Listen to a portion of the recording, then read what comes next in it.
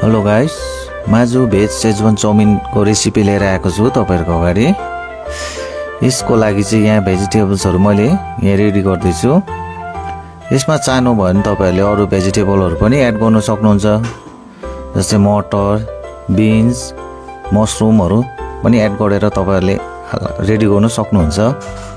त्यसको लागि म यो भेजिटेबलहरुले लामो लामो कटिङ गरेर हालैपिछे कटिङ गर्दै छु। यो भेजिटेबल्सहरु कटिङ भएपछि म यो फ्राई प्यानमा तेल हाल्दै छु। यो अगाडि नै हिट गरि राखिरहेको थिएँ म। यसलाई मजाले तेल हालेर एकछिन हिट गर्नुपर्छ अझै। त्यसपछि म यो अनियन अघि कटिङ गरेको त्यो हाल्दै छु। यसलाई हल्का ब्राउन भएपछि चाहिँ मैले यसलाई पालैसँगले अघि काटेको यो ग्रीन चिली, क्याप्सिकम, क्यारोट अन्त क्याबेज हाल्दै छु। यो सबै हालिसकेपछि चाहिँ अहिले नुन हाल्नु हुँदैन।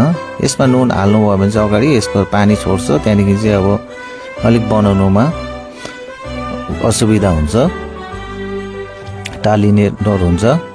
यो सबै हालिसकेपछि भेजिटेबल्सहरु यस पछाडी चाहिँ तपाईले यो अघि बोइल गरेको नुडल्स हाल्दैछु म।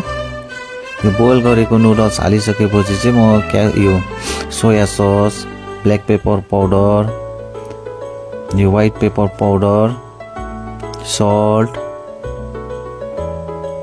सबै हालिसकेपछि त्यहाँदेखि यो पछि चाहिँ सेजवान सस हाल्दैछु म, किनकि यो सेजवान चाउमिन बनेको हो।